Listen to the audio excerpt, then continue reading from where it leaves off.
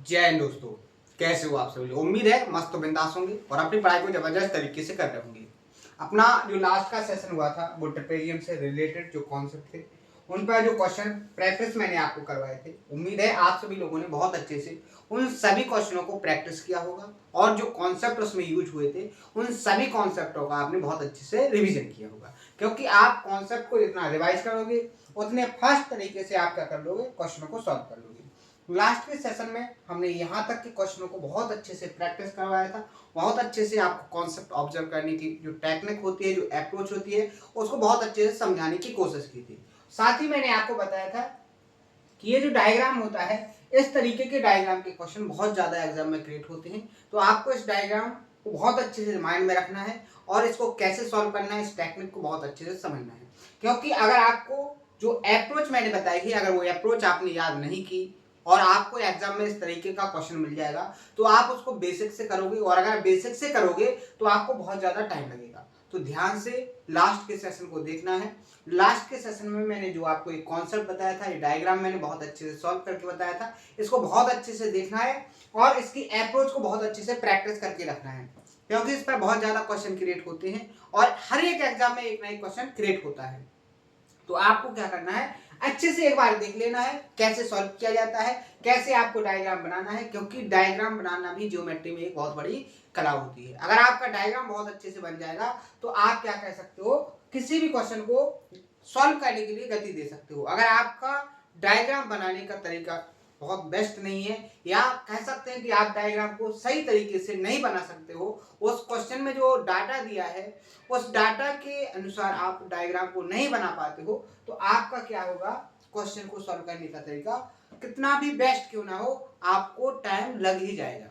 ठीक है, तो डायग्राम बनाने पर भी बहुत अच्छे से फोकस करना है, डायग्राम बनाना बहुत अच्छे से सीखना है। जो क्वेश्चन के अंदर आपको डाटा दिया जाता है, जो कंडीशंस दी जाती हैं, उन कंडीशंस के थ्रू आप कैसे डायग्राम को बनाओगे। ठीक है, तो उम्मीद है आपको बहुत अच्छे से समझ में आया होगा। सेशन बहुत बेस्ट तरीके से मैं आपको कंप्लीट करवा रहा हूँ। हर एक सेशन में हर एक तरीके के कॉन्सेप्ट जो आपको एग्जाम में मिल सकते हैं या लास्ट ईयर के जो एग्जाम्स थे उनमें पूछे गए हैं, हर एक टाइप के कॉन्सेप्ट को बहुत अच्छे से एक्सप्लेन भी करता हूँ, उसको विद प्रूफ के साथ आपको समझाने की कोशिश भी करता हूँ। उम्मीद है बहुत अच्छे से आपको समझ में आ रहे होंगे और आपको सेशन भी बेस्ट तरीके से पसंद में आ रहे होंगे। ठीक है, तो आइए आज का सेशन स्टार्ट करते हैं। अगर कोई नया स्टूडेंट है तो उससे गुजारिश करेंगे कि वो लास्ट के हर एक सेशन को कंप्लीट कर ले। लगभग ज्योमेट्री फिनिश होने वाली है, तो आपको बहुत अच्छे से पूरा का पूरा जो ज्योमेट्री का कंटेंट है बहुत अच्छे से कंप्लीट करवा दिया गया है आपके सिलेक्शन के लिए। इससे बेस्ट कंटेंट आपको कहीं मिलने वाला नहीं है। आपको हर एक कॉन्सेप्ट को बहुत अच्छे से समझाया गया है, हर एक कॉन्सेप्ट का प्रॉपर तरीके से प्रैक्टिस करवाई गई है।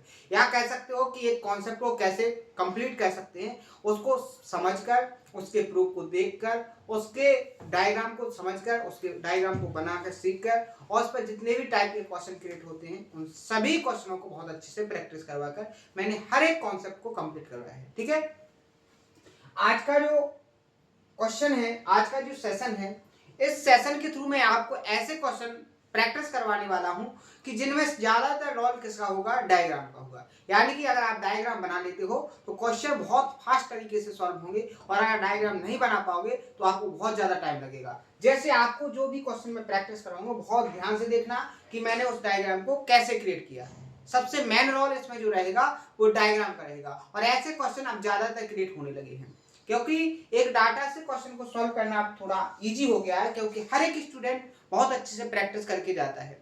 तो आपको अब जो नई टेक्निक है, जो एग्जामिनर ने नया तरीका क्वेश्चन क्रिएट करने का अपनाया है, वो क्या है कि डायग्राम को अब बहुत अच्छे से क्रिएट करता है।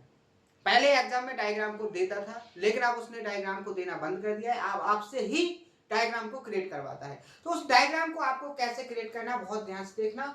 आज के जितने भी क्वेश्चन होंगे, सारे क्वेश्चन आपके मेन जो सॉल्यूशन निकलेगा उससे, वो डायग्राम से निकलेगा। ठीक है, जैसे इस क्वेश्चन में देखो, in a trapezium ABCD, ABCD एक ट्रेपेजियम है, AB is parallel to DC. इसमें कहा गया है कि एबी डीसी के पैरेलल है।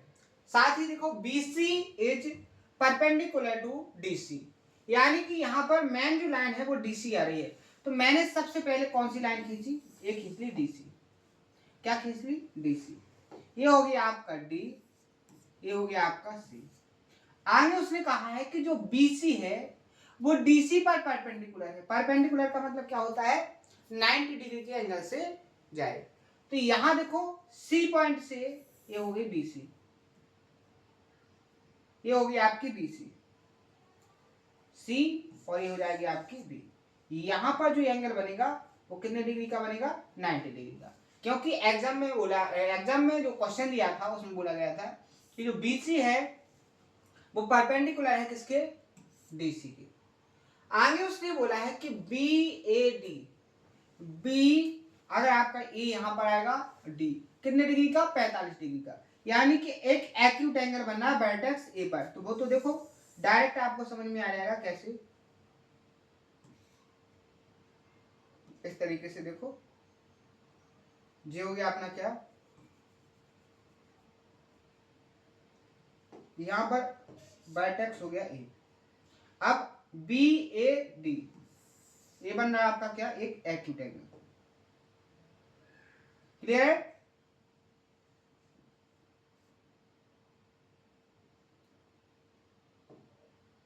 डायग्राम बनाना भी एक आर्ट है, और ये आर्ट आपने बहुत अच्छे से अपने अंदर डेवलप कर ली तो बहुत सारे क्वेश्चन तो ऐसे होंगे कि आपको डाटा से कोई मतलब नहीं होगा और आप क्वेश्चन को बहुत फास्ट तरीके से सॉल्व कर लोगे। जैसे इस क्वेश्चन को देखो, यहां पर जैसे ही उसने कहा है कि DC पर BC परपेंडिकुलर है, तो हमने DC पर BC को परपेंडिकुलर खींचा। फिर उसने बोला है कि जो अपना BAD है, जो BAD है वो कितने डिग्री का है, 45 डिग्री का। BAD यहां पर ये जो एंगल बना है वो कितने डिग्री का है, 45 डिग्री का। आगे उसने कहा है DC अपनी 5 है, DC 5 हो गई, और आपकी BC ये कितनी हो गई, 4 हो गई। तो आपको क्या करना है, area of trapezium centimetre square में फाइंड करना है। अब आपको जो डाटा दिया है उसको ध्यान में रखते हुए आपको इस ट्रेपेजियम का एरिया फाइंड करना है। ट्रेपेजियम का बेसिकली एरिया का फॉर्मूला क्या होता है, 1/2। जो पैरेलल साइड होती है, मान लो A और B पैरेलल साइड है, ये आपका A है और अगर ये B है, तो एरिया क्या हो जाएगा, इसकी हाइट A वाली हो जाएगी तो H हो जाएगा। तो क्या होता है, पैरेलल साइड का सम इनटू क्या होता है, H। ये आपका ट्रेपेजियम का क्या होता है, कॉन्सेप्ट होता है कि आप इस कॉन्सेप्ट से ट्रेपेजियम का एरिया फाइंड कर सकते हो।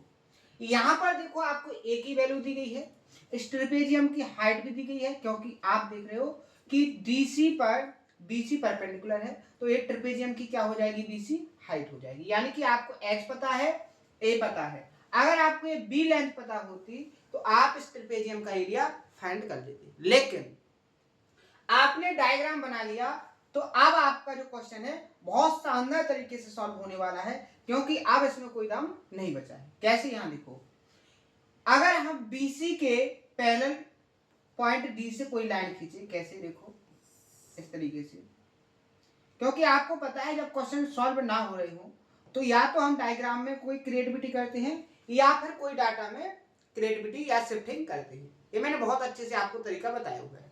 तो यहां मुझे सबसे बेस्ट तरीका क्या दिखा कि हम क्या करें, BC के पैरेलल कोई दूसरी लाइन खींचे जो आप इस ट्रेपेजियम में खींच सकते हो। यानी कि अगर BC आपकी परपेंडिकुलर है तो ये भी परपेंडिकुलर होगी, यहाँ 90 डिग्री का एंगल मिल जाएगा।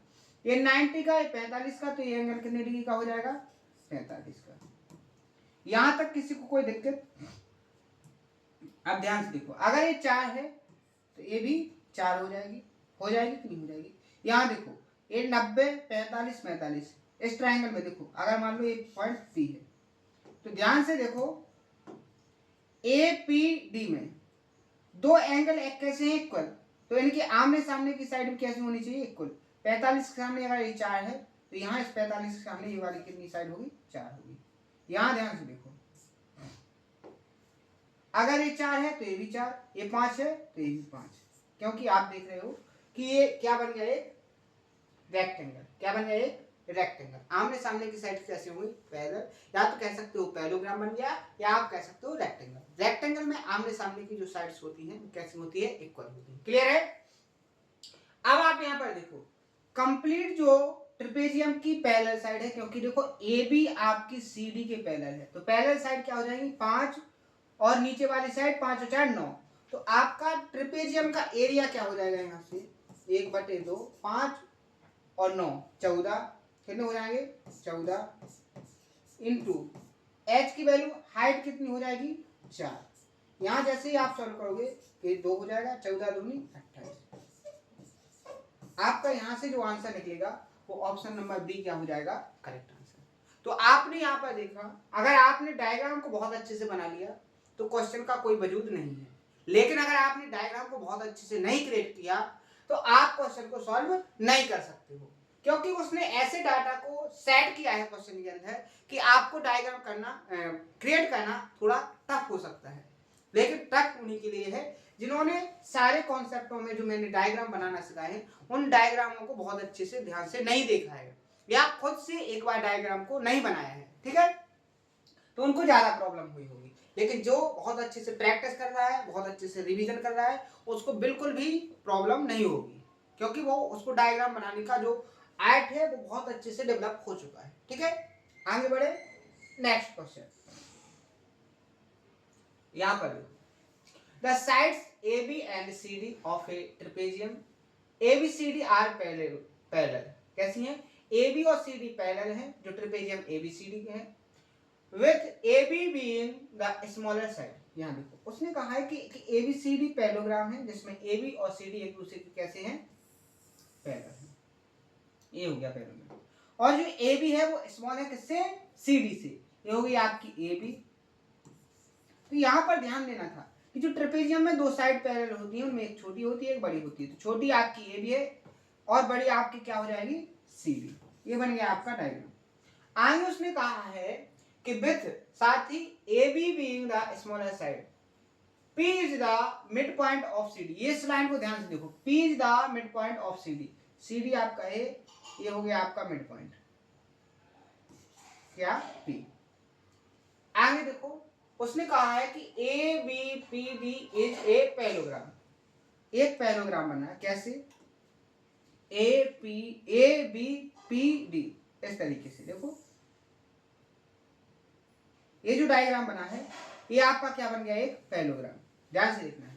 आगे उसने कहा क्या कहा है कि if the difference between the area of the parallelogram ABPD and the triangle BPC, यानी जो पैरेललोग्राम बना है इसकी एरिया और जो ये ट्रायंगल बना है इनके एरिया की डिफरेंस कितना है आपका 10 है। कितना है 10 सेंटीमीटर स्क्वायर है। Then the area is square centimetre में ऑफ द ट्रेपेजियम ABCD। आपको इस कंप्लीट ट्रेपेजियम का एरिया फाइंड करना है। ध्यान से देखो, आपने एक कंडीशन तो पढ़ी होगी कि जो पैरेललोग्राम होता है, जो समांतर चतुर्भुज होता है, उसका जो डायगोनल होता है एरिया को इक्वल टू पार्ट में डिवाइड करता है। यहां ध्यान से देखो, अगर ये क्या हो गया इसका, अगर ये हो गया इसका डायगोनल किसका ट्रेपेजियम ABPD का, अगर ये एरिया 1 यूनिट है तो ये एरिया भी क्या होगा 1 यूनिट। आगे किसी को समझ में आया कि नहीं है? अगर ये 1 यूनिट है तो ये भी क्या हो जाएगा 1 यूनिट। कैसे, ध्यान से देखो, अगर कोई ट्रायंगल है, अगर कोई ट्रायंगल है और अगर मैंने अपोजिट वर्टेक्स से अपोजिट साइड पर कोई एक ऐसा लाइन खींचा है जो अपोजिट साइड को इक्वल टू पार्ट में, यानी कि ये मिड पॉइंट बन जाए, तो अगर इसका एरिया 1 होगा तो इसका एरिया भी क्या होगा 1 होगा। कैसे, मिड पॉइंट थ्योरम से। किससे, मिड पॉइंट थ्योरम से। तो यहां पर भी तो बोला गया कि ये जो P पॉइंट है, P क्या है BC का मिड पॉइंट, तो आपका अगर इसका एरिया 1 यूनिट है तो इसका भी एरिया क्या होगा 1 यूनिट। समझ में आया कि नहीं आया? अब देखो ये कौन से टॉपिक का कॉन्सेप्ट यहां पर ट्रेपेजियम में यूज हो गया।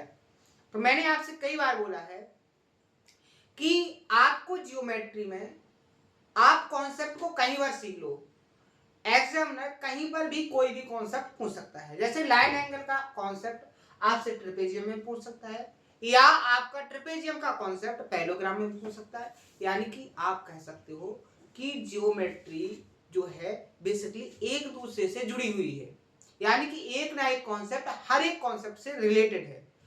तो आपको जियोमेट्री के जितने भी कॉन्सेप्ट हैं, जितने भी थ्योरम्स हैं, जितने भी की पॉइंट्स हैं, या जितने भी उनसे रिलेटेड डायग्राम हैं, उन सभी को परफेक्ट तरीके से क्या करना पड़ेगा, प्रैक्टिस के थ्रू मजबूत करना पड़ेगा।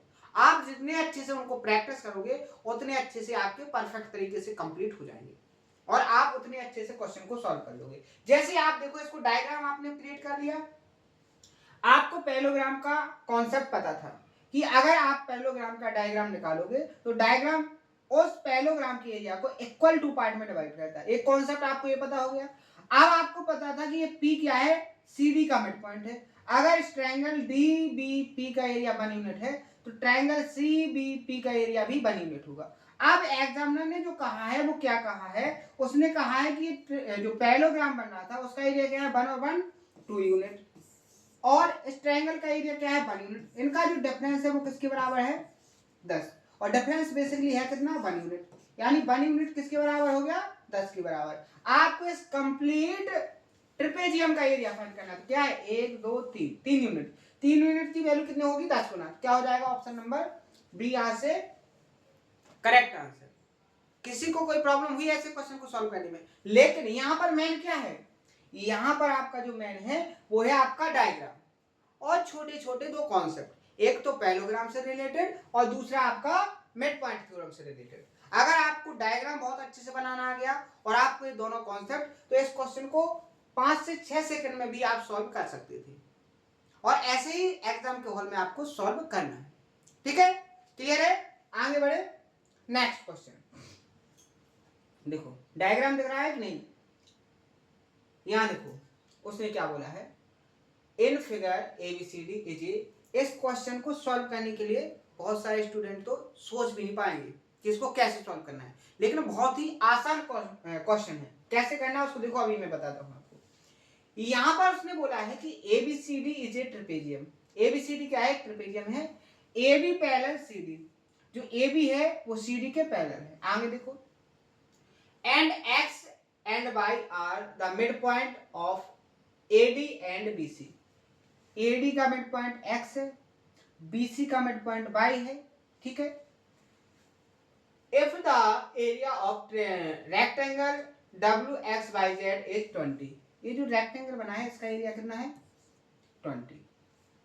ध्यान से देखो, तो then what is the area of trapezium ABCD। आपको ट्रिपेजियम ABCD का एरिया फाइंड करना है। अब आपको ना तो कोई लेंथ दी गई है, ना ही आपको हाइट दी गई है, ना ही कोई एक्स्ट्रा डाटा दिया है। आपको तो इसके अंदर जो रेक्टेंगल बना है उसका एरिया दिया है और ना रेक्टेंगल की आपको साइड दी है। अब इस ऐसे क्वेश्चन को कैसे सॉल्व करेंगे, तो मैंने बहुत अच्छे से बताया है कि अपन क्या कर सकते हैं, शिफ्टिंग कर सकते हैं। शिफ्टिंग कैसे, आप यहां पर देखो, यहां पर ये जो ट्राइंगल बन रहा है XWA, ध्यान से देखो XWA, क्या मैं इस ट्राइंगल को यहां पर शिफ्ट कर सकता हूं, यहां पर शिफ्ट कर सकता हूं इस तरीके से।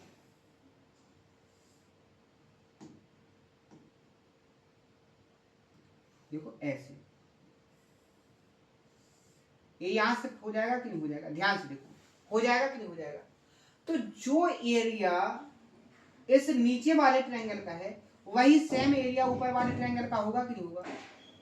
ध्यान से समझो कैसे, ध्यान से समझो। यहां देखो x आपका AD का मिड पॉइंट है, जो लेंथ आपकी XA की है वही XD की है। ये एंगल 90 डिग्री का, ये भी एंगल 90 डिग्री का। क्लियर है, जो लेंथ आपकी ये है वही सेम लेंथ आपकी ये होगी। क्लियर है, समझ में आया कि नहीं आया? तो आप क्या कह सकते हो, आप कह सकते हो कि ऊपर वाला ए ट्रायंगल और नीचे वाला ए ट्रायंगल एक दूसरे की क्या होगा, कॉन्ग्रुएंट, यानी कि सर्वांग सम। सर्वांग सम हो जाने पर इन दोनों ट्रायंगल का एरिया कैसा हो जाएगा, इक्वल हो जाएगा। क्लियर है, तो मैं इस नीचे वाले ट्रायंगल को ऊपर शिफ्ट कर देता हूं। ठीक है, ये हो गया। ठीक है, क्लियर है। इसी तरीके से मैं इस ट्रायंगल को भी ऊपर शिफ्ट कर देता हूं। मैं ट्रायंगल का एरिया रिमूव नहीं कर रहा हूं, केवल शिफ्ट कर रहा हूं। कहां पर, ऊपर की ओर, क्योंकि ऊपर शिफ्ट करोगे तो आपको कुछ ना कुछ सॉल्यूशन मिलेगा। मैंने इस तरीके से इसको भी शिफ्ट कर दिया। क्लियर है, दोनों शिफ्ट हो गए कि नहीं हो गए। अब देखो, आप ध्यान से देखो, ध्यान से देखो, यहां से आपको कुछ दिखाई दिया, आपको कुछ दिखाई दिया, ये आपकी मिड पॉइंट है, एक्स और वाई मिड पॉइंट है, क्या है, मिड पॉइंट है। तो जो रेक्टेंगल आपका नीचे बन रहा है वही सेम रेक्टेंगल ऊपर नहीं बन रहा है। अगर इसका एरिया 20 है तो ऊपर वाले का एरिया भी कितना होगा, 20 होगा। तो आपसे कंप्लीट ट्रेपेजियम का एरिया पूछा था, तो कितना होता है, 40 सेंटीमीटर स्क्वायर। यानी ऑप्शन नंबर क्या हो जाएगा यहाँ पर, सी करेक्ट आंसर। तो यहां पर ध्यान से देखो, अगर आपको शिफ्टिंग मेथड नहीं आती है और आपको केवल कॉन्सेप्ट आता है किसका, एरिया का, तब भी आप इस क्वेश्चन को सॉल्व नहीं कर पाते, क्योंकि यहां पर आपका कॉन्सेप्ट यूज नहीं हुआ है। यहां पर आपका कॉमन सेंस और जो शिफ्टिंग मेथड है, जो मैंने बहुत अच्छे से आपको पहले प्रैक्टिस करवाई है, उसके थ्रू आप इस क्वेश्चन के आंसर को फाइंड कर सकते हो। क्लियर है? तो आपको यहां पर बहुत अच्छे से समझना है कि आपको कॉन्सेप्ट को भी सीखना है, आपको कॉमन सेंस का यूज भी करना है, डायग्राम को रीड करना भी सीखना है। अब आप बोलोगे डायग्राम को कैसे रीड करोगे, तो यहां पर जो मैंने शिफ्टिंग मेथड यूज की है वो केवल और केवल डायग्राम को रीड करके की है। मैंने डायग्राम को बहुत अच्छे से ऑब्जर्व कर लिया कि नीचे का जो हिस्सा है अगर मैं इसको ऊपर शिफ्ट करूंगा, और ऊपर शिफ्ट करने की जरूरत क्यों पड़ी, क्योंकि आपको ऐसा कोई भी डाटा नहीं दिया गया था जिसको फॉर्मूले में यूज करके, जिसको कॉन्सेप्ट में यूज करके आप इस ट्रेपेजियम का एरिया फाइंड करते। तो उसके लिए सबसे ज्यादा इंपॉर्टेंट हो गया मेरे लिए क्या, कि अब मैं डायग्राम में कोई ऐसे क्रिएटिविटी करूं जिससे मेरा सॉल्यूशन निकल आए, जिससे मैं इसका सॉल्यूशन फाइंड कर पाऊं। तो उसके लिए मुझे केवल और केवल एक ही चीज जो दिखी है डायग्राम के अंदर, शिफ्टिंग दिखी है। और वो शिफ्टिंग मुझे नजर कैसे आ गई कि जो सिमिलरिटी, मुझे कॉन्ग्रुएंसी और सिमिलरिटी दोनों का बहुत अच्छे से क्या है, नॉलेज है, क्योंकि बहुत अच्छे से मैंने पढ़ाया हुआ है। तो आपको जैसे ही दो कॉन्सेप्ट पता थे, सिमिलरिटी है और कॉन्ग्रुएंसी, तो मैंने इन्हीं का यूज करके इसको क्या कर दिया, ऊपर की तरफ शिफ्ट कर दिया। और जैसे ही मैंने ऊपर शिफ्ट किया तो जो रेक्टेंगल आपका नीचे बन रहा था, सेम उतना ही रेक्टेंगल कहां बन गया, ऊपर की ओर। क्या बन गया, ऊपर की ओर। अब नीचे के रेक्टेंगल का एरिया आपको पता था कि इसका एरिया कितना है, 20 है, तो ऊपर वाले का भी तो कितना होगा, 20 होगा। तो इस तरीके से कंप्लीट ट्रेपेजियम का एरिया कितना हो जाएगा, 40। कितना हो जाएगा, 40। तो आपने फाइंड बहुत आसान तरीके से कर लिया कि नहीं कर लिया। अब एक बेसिक से पढ़ने वाला, केवल ऊपर ऊपर का नॉलेज रखने वाला इस क्वेश्चन को सॉल्व करने की क्षमता रखेगा, बिल्कुल भी नहीं रखेगा।